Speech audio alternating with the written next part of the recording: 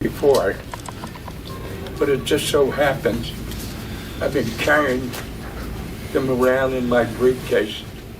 And the title of the first one is Word. And I said, forget what I've been putting together. I'm going to read this.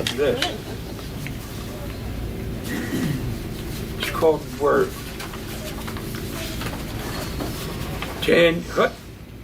A military word to stiffen men straight in honor or reprimand. One word is enough. Geronimo is yelled as they step out into the air, sometimes walking on other chutes, 2,000 feet above somewhere. The word signifying bravery. Swine, Americanza, two enemy strangers, swearing, knowing one of them will die. One word for each, that's all. Charge, the second Louis yells as he leads the race to capture the hill. His word brings death.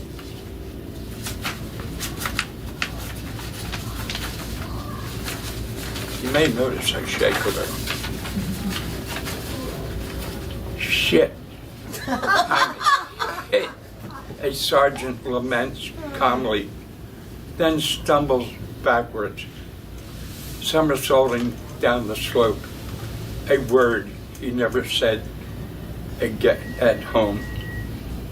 Medic, another GI, screams as he shields his body from the chaos all around.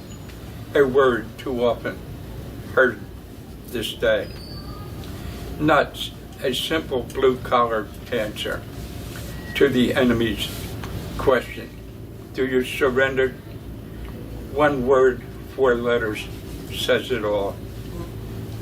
Mother is barely whispered through bleeding lips. He's gone. Covers his face. A word is out of place in hell. Telegram page to mother no mother wants to hear, knowing the silver star in the window will be changed to gold. Delivering this word merited no tip. Amen is spoken softly at a hallowed place. The flag is furled with tender care. The receiver pressing it to her heart. The word ends a prayer, so ends a life. Why? One word not yet answered by man of God.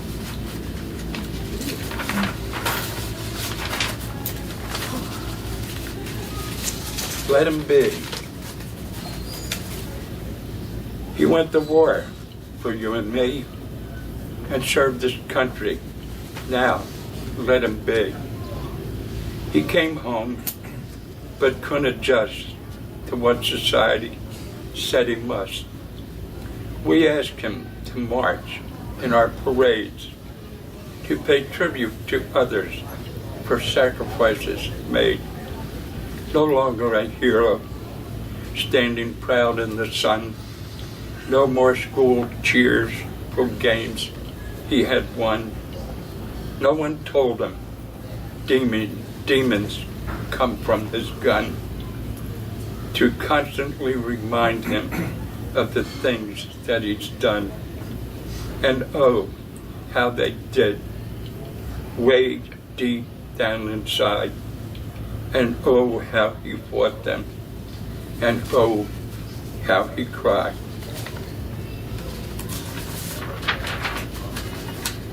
At last, action to stand down. He now sleeps beneath this lawn, never again fearing the coming of dawn. Let him be, in his sublime rest. He tried so hard to do his best. He's with his brothers now, where he belongs. Hear that bugler? He's blowing their song. I salute you, stranger, whoever you be. Thank you on behalf of your country and me. It's getting late, and I've got others to see. So I'll say goodbye and just let you be.